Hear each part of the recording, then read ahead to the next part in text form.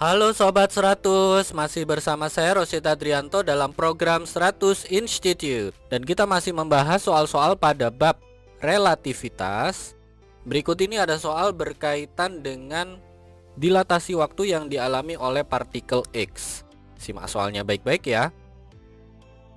Jadi di sini diketahui partikel X dapat meluruh menjadi partikel Y dalam waktu yang sangat pendek.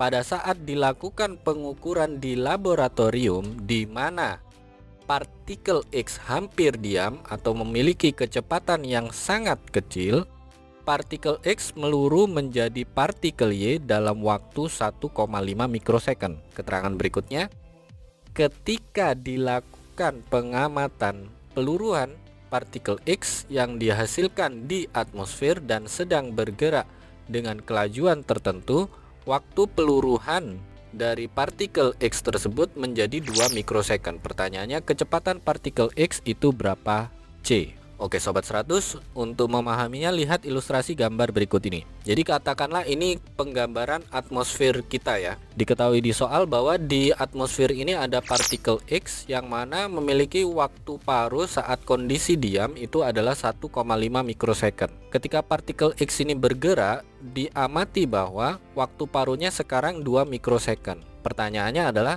kelajuan dari partikel X tersebut itu berapa? Oke, Sobat 100 harus paham ya, ketika di sini ada perbedaan waktu paruh saat kondisi diam dan saat pengamatan, yang mana pengamatan ini dilakukan saat partikel X-nya bergerak, maka Sobat 100 harus paham bahwa di sini yang berlaku adalah dilatasi waktu. Yang mana formula dari dilatasi waktu adalah T sama dengan T0 per akar dari 1 minus V kuadrat per C kuadrat. Agar bisa dihitung, ini kita lakukan pemindahan posisi ya. Jadi yang bentuk akar ini pindah ruas ke kiri, berada di atas ya. Kemudian yang T ini pindah ruas jadi pembagian. Sehingga kita tuliskan di baris berikutnya, akar dari 1 minus V kuadrat per C kuadrat itu sama dengan T0 per T. Oke, kita masukkan angkanya. Waktu paruh saat kondisi diam adalah 1,5 mikrosecond. Waktu paruh saat partikel X bergerak adalah 2 mikrosecond. Sehingga kita tuliskan di baris berikutnya, akar dari 1 minus V kuadrat per C kuadrat itu sama dengan 1,5 dibagi dengan 2. 1,5 dibagi 2 bentuk sederhananya adalah 3/4, atau dalam bentuk desimal kita tuliskan menjadi akar dari 1 minus V kuadrat per C kuadrat itu sama dengan 0,75. Nah, angka 0,75 dan yang bentuk akar ini kita kuadratkan semua ya. Jadi yang di ruas kiri bentuk akarnya hilang, yang di ruas kanan jadi 0,75 kuadrat. Sehingga kalau dikuadratkan kita dapatkan di sini hasilnya adalah 1 minus V kuadrat per C kuadrat itu sama dengan 0,5625. Nah, sekali lagi kita lakukan pindah posisi ya. Yang 0,5625 pindah ruas ke kiri jadi pengurangan. Yang minus V kuadrat per C kuadrat itu pindah ruas jadi bentuknya positif. Sehingga kita tuliskan yaitu V kuadrat per C kuadrat sama dengan 1 dikurangi 0,5625. Nah, ini silakan Sobat 100 hitung ya. 1 dikurangi 0,5625 hasilnya berapa? Sudah dihitung Sobat 100? Sudah dapat ya? Kita peroleh yaitu V kuadrat per C kuadrat sama dengan 0,4375. Nah, agar dapat berapa kecepatannya, ini sekarang kedua ruas kita akar ya. Kalau yang di ruas kiri kita akar, maka bentuk kuadratnya hilang. Sehingga kita tuliskan V per C itu sama dengan akar dari 0,4375. Nah, silakan Sobat 100 hitung ya. 0,4375 kalau di akar hasilnya berapa? Sudah dihitung Sobat 100?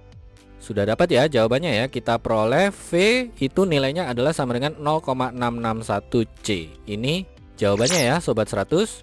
Oke Sobat 100, sampai di sini bisa dipahami ya. Jadi ingat baik-baik, kalau di sini ada partikel X, diketahui di soal bahwa saat diam partikel X ini meluruh dengan waktu tertentu, lalu saat bergerak partikel X ini meluruh dengan waktu yang lain. Kemudian ditanya berapa kecepatan saat partikel X ini bergerak.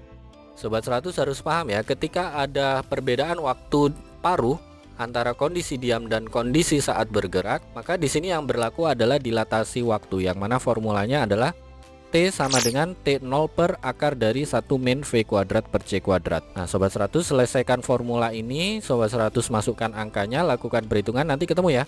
kecepatan partikel X saat bergerak itu berapa kali C. Begitu ya Sobat 100, sampai di sini bisa dipahami ya. Nah, kalau Sobat 100 sudah paham untuk video penjelasan ini, Sobat 100 bisa melihat atau mempelajari video penjelasan yang berikutnya. Lalu untuk pertanyaan atau soal-soal berkaitan dengan mata pelajaran matematika, fisika, kimia, Mandarin atau English, Sobat 100 bisa tanyakan soalnya di aplikasi tanya jawab soal.